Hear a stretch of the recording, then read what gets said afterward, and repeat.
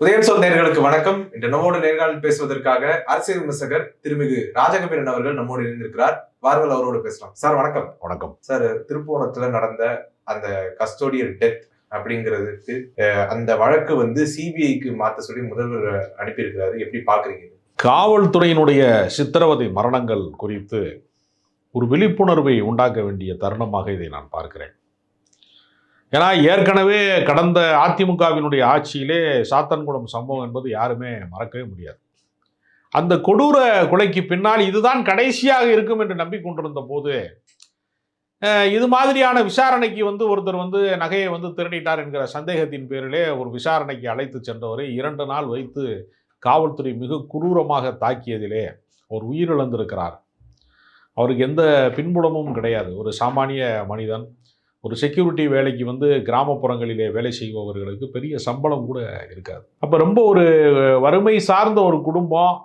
அவருடைய தம்பியும் அழைத்து சென்று மிக கொடூரமான முறையில் அடித்து துன்புறுத்தப்பட்டிருக்கிறார். மிளகாய் பொடிலாம் தூவி அவரை தண்ணீருக்கு கொடுக்க விடாமல் தாகத்திலே தவிக்க விட்டு ஒவ்வொரு கம்பும் உடைந்து நொறுங்கக்கூடிய அளவிற்கு அவருடைய எலும்புலாம் சேதமாகக்கூடிய அளவிற்கு 44 இடங்களிலே கொடூரமான காயங்களை எல்லாம் ஏற்படுத்தக்கூடிய இந்த மரணத்திற்கு பின்பு இருக்கக்கூடிய நடவடிக்கைகள் ரொம்பவும் அச்சுறுத்தலாக இருக்கிறது. ஒரு கோவிலுக்கு வந்தவர்கள் தன்னுடைய காரை பார்க்கிங் செய்வதற்கு ஒரு இடத்திலே சாவியை கொடுத்ததாகவும், இவருக்கு கார் ஓட்ட தெரியாது என்பதனால அவர் இன்னொருத்தர்கிட்ட கொடுத்து பார்க்கிங் பண்ணதாகவும் ஒரு தகவல் சொல்கிறார்கள்.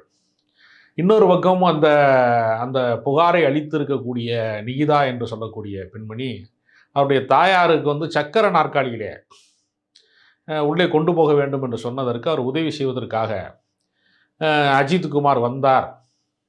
வந்தபோது அவர் ஏதோ செலவுக்கு பணம் கேட்டார். அது இலவச சேவை தானே, எதற்கு பணம் கேட்கிறீர்கள் என்று சொன்னதற்கு ஒரு 500 ரூபா கொடுங்க என்று கேட்டதாகவும், 100 ரூபா தான் கொடுப்பேன் என்று சொன்னதாகவும், அது அந்த கோபத்திலே அவர் மீது அவர் புகார் அளித்து விட்டதாகவும் ஒரு தகவல் சொல்கிறாங்க. பல வகையான தகவல் சொல்கிறாங்க. 9.5 பவுன் நகை என்பது எப்படி காரிலே தன்னந்தனியாக விட்டுட்டு வந்தாங்க என்று பல சந்தேகங்கள் இருக்கிறது.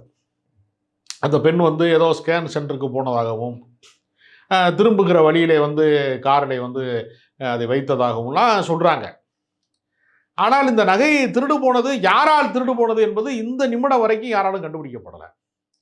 அதை கண்டுபிடிக்கிற முயற்சி என்பது முதல் கட்டமாக விசாரணையிலே அவரையும் அவரை சார்ந்திருக்கக்கூடியவர்கள், அங்கே இருக்கக்கூடியவர்களை எல்லாம் இந்த மடப்புறம் பத்திரகாளியம்மன் கோவிலினுடைய அதுக்கு சார்ந்தவர்கள் அனைவரையும் விசாரித்ததில் இவர் மீது அதிகமான சந்தேகம் காவல்துறைக்கு ஒரு எஃப்ஐஆர் கூட போடலை. புகார் பெற்றுக்கொண்டதற்கான அந்த ரிசிப்டும் கொடுக்கப்படலை.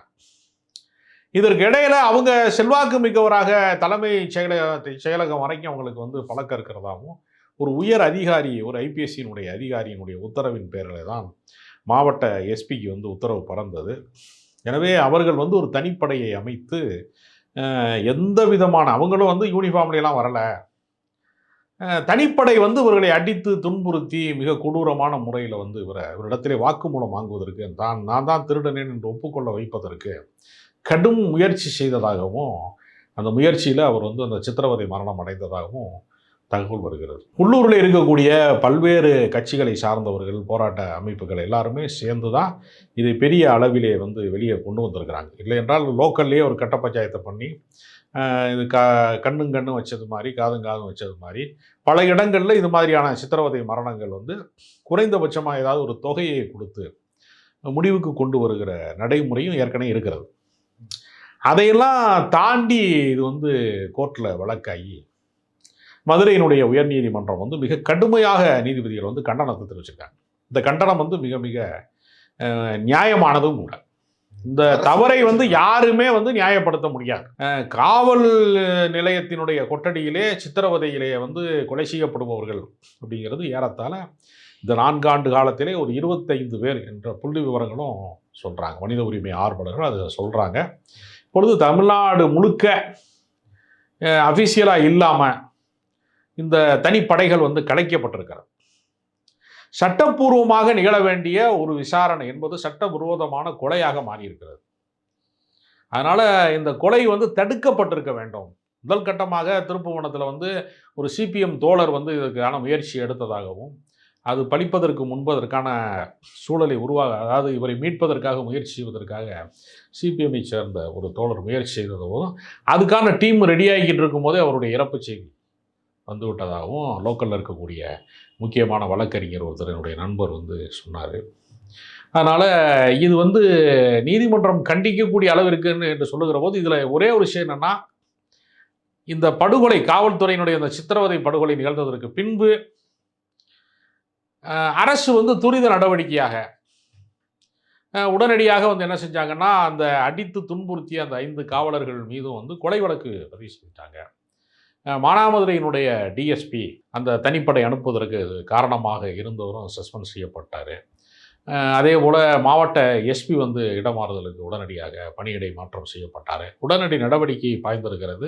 சம்பந்தப்பட்ட அந்த பாதிக்கப்பட்ட குடும்பத்திற்கு நேரடியாக சென்று சிவகங்கை மாவட்டத்தினுடைய ஊரக வளர்ச்சித்துறையினுடைய அமைச்சர் கேஆர் பெரிய கருப்பன் நேரடியாக களத்துக்கு போய் அந்த குடும்பத்திற்கு ஆறுதலாக இருந்து அந்த பாதிக்கப்பட்ட அந்த படுகொலை செய்யப்பட்ட அஜித்குமாரினுடைய தம்பிக்கு அரசு வேலையும் இழப்பீட்டு தொகையும் தருவதற்கு எல்லாமே ஏற்பாடு செய்திருக்கிறாங்க. இது எல்லாவற்றையும் விட மேலானது என்னென்னா, தமிழ்நாடு காவல்துறை சார்ந்து நடந்த இந்த தவறுக்கு சிபிசிஐடி விசாரணை போதுமானது என்று நீதிமன்றமே சொல்லப்பட்டதற்கு பின்பும் கூட பல பேருடைய விமர்சனங்களுக்கு செவி கொடுத்து இந்த அரசாங்கம் சிபிஐ விசாரணைக்கு மாற்றியிருக்கிறார். அதனால் இறப்புக்கு பிந்தைய நடவடிக்கை என்பது மிகச் சரியாகத்தான் இருந்திருக்கிறது. ஆனால் இப்படிப்பட்ட ஒரு படுகொலை நிகழாமல் தடுப்பதற்கு என்ன வழி?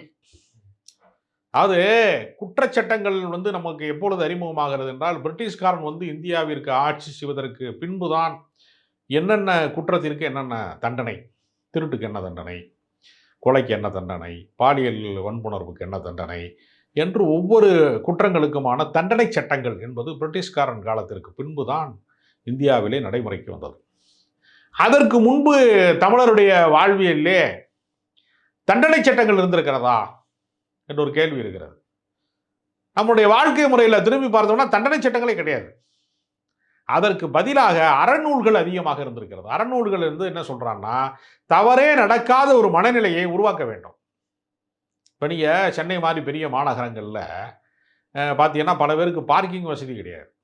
பல பெருநகரங்களில், சென்னை மட்டுமல்ல பெரிய நகரங்களில் பார்க்கிங் வசதி இருக்காது. மனிதன் குடியிருப்பதற்கான சிறிய வீடு கட்டிக்கொள்வான். ஆனால் அவனுக்கு கொஞ்சம் அவசர தேவை, வாகன தேவை வருகிற போது அவன் ஒரு 2 வீலரோ 4 வீலரோ வாங்குறான். பார்க்கிங் பெரும்போது பார்த்தீங்கன்னா ரோட்டில் தாங்க இருக்குது.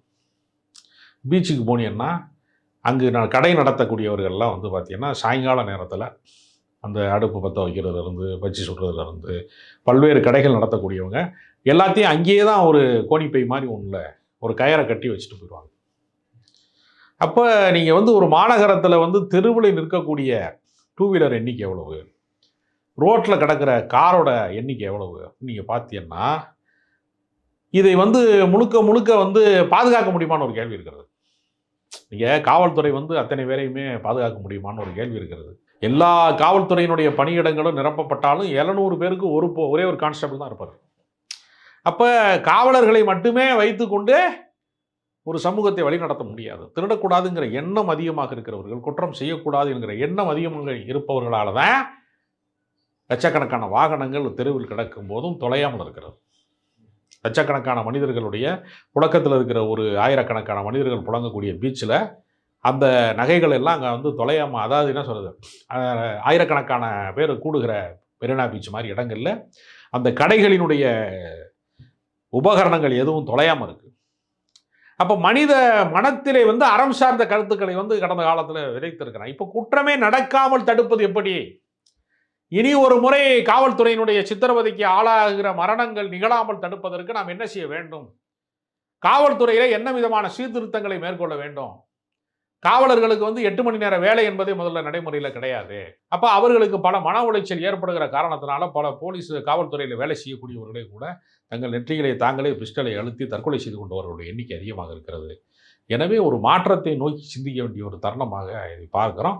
தமிழ்நாடு அரசு நடவடிக்கை உரிய நடவடிக்கை சரியான நேரத்தில் எடுத்திருந்தாலும் இந்த காவல் சித்திரவதை மரணத்தை தடுப்பதற்கு, இனி எதிர்காலத்திலே நிகழாமல் இருப்பதற்கு என்ன மாற்று வழி என்பதை பற்றி சிந்திக்க வேண்டிய ஒரு காலத்தின் கட்டாயத்தில் நாம் இருக்கிறோம்.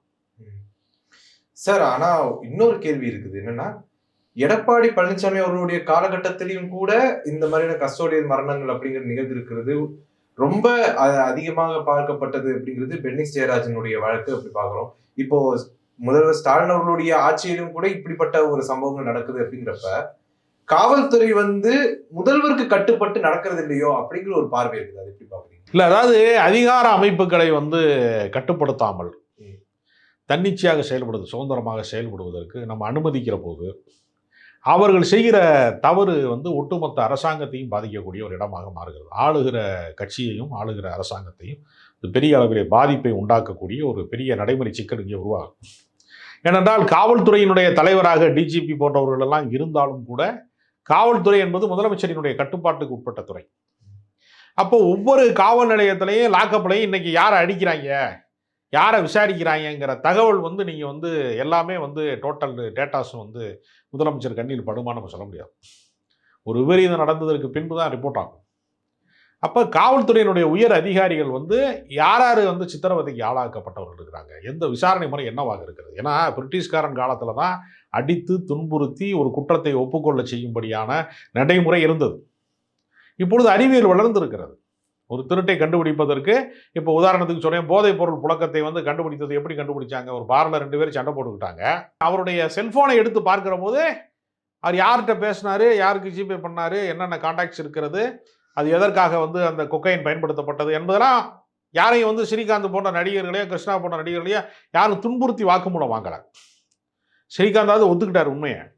கிருஷ்ணா எனக்கு அதுக்கு சம்மந்தமே கிடையாது. ஆனால் அறிவியல் ஆய்வுக்கு உட்படுத்தப்பட்டு எல்லா குற்றங்களையும் கண்டுபிடிக்கக்கூடிய வாய்ப்பு இன்றைக்கு இருக்கிறது. சிசிடி கேமரா இந்த வாகனம் எங்கேயே போனது. இப்போ சமீபத்தில் கூட ஜெகன்மூர்த்தி ஒரு ஆட்கடத்தல் வழக்கிலே ஒரு வழக்கிலே சிக்குகிற போது கூட ஏடிஜிபியினுடைய வாகனம் பயன்படுத்தப்பட்டது, ஜெயராம் என்பவருடைய வாகனம் பயன்படுத்தப்பட்டது சிசிடி கேமரா வச்சு தான் கண்டுபிடிச்சாங்க. அப்போ இன்றைக்கு நவீன அறிவியல் வளர்ந்ததற்கு பின்பு, தடயவியல்லாம் வளர்ந்ததற்கு பின்பு இன்னைக்கு நவீன தொழில்நுட்பத்தை பயன்படுத்தி குற்றத்தை கண்டுபிடிக்க முடியும். பழைய காலம் மாதிரி அடித்து துன்புறுத்தி ரத்தம் சிந்தி காவல்துறையினுடைய சித்திரவதை மரணத்துக்கு ஆளாகிற நிலைமைக்கு கொண்டு போய் தான் வாக்குமூலம் வாங்க வேண்டும் என்கிற அவசியமே இப்போ இல்லை. அதை அந்த பழைய முறையை இன்னும் பின்பற்றுகிறார்கள். இதெல்லாம் மாற்றப்படணும். மனித உரிமை மீறல்களை காவல்துறையினர் நிகழ்த்தக்கூடாது என்பதற்கான பயிற்சி அவர்களுக்கு அளிக்கப்பட வேண்டும். மனித உரிமை பேசக்கூடியவர்கள், ஆர்வலர்களாக இருக்கக்கூடியவர்கள், சட்ட வல்லுநர்களாக இருக்கக்கூடியவர்களுடைய குழு அதிகாரமிக்க குழுவாக மாற்றப்படணும். இது போன்ற காவல் சித்திரவதைக்கு ஆளாக்கப்படுகிற, விசாரணைக்கு அழைத்து சென்று வீடு திரும்பாமல் வைத்திருக்கக்கூடிய, லாக்கப்பிலே வைத்திருக்கிறார்கள் என்று சொன்னால், சட்டவிரோதமாக வைத்திருக்கிறார்கள் என்று சொன்னால், அவர்களை உடனடியாக அரசுக்கு தெரிவிப்பதற்கு ஒரு டோல் ஃப்ரீ நம்பராது இருக்கணும். இப்படியெல்லாம் சில நவீன வசதிகள் எல்லாம் மேம்படுத்தப்பட்டால் தான் எதிர்காலத்தில் இது போன்ற குற்றங்கள் நிகழாமல் தடுக்க முடியும். அதிமுக ஆட்சியில் குற்றம் நிகழ்ந்த போது அவர்கள் ஒப்புக்கொள்ளவே இல்லை. அந்த காரணம் வேறு காரணங்களே அவங்க சொன்னாங்க. இந்த அரசு இந்த தவறை ஒப்புக்கொள்கிறது. அந்த தவறுக்கு பிராயசித்தமாக என்ன செய்ய வேண்டும், மாற்று என்ன செய்ய வேண்டும் என்பதற்கான நடவடிக்கை எடுக்கிறாங்க. இப்போ அண்ணா பல்கலைக்கழக மாணவிக்கு ஒரு அத்துமீறல் நடக்குதுன்னா அவர் திமுக அனுதாபியாக இருந்தார் என்றும் ஒப்புக்கொண்டு அவருக்கு தண்டனை வாங்கி கொடுக்குறார். ஆனால் பொள்ளாச்சியில் என்ன நடந்ததுன்னா, அந்த குற்றத்திற்கு ஆளானவர்கள் அத்தனை பேரையுமே பாதுகாப்பதற்கும் தப்புவதற்கான ஏற்பாடுகளையும் அரசாங்கம் செய்யும்.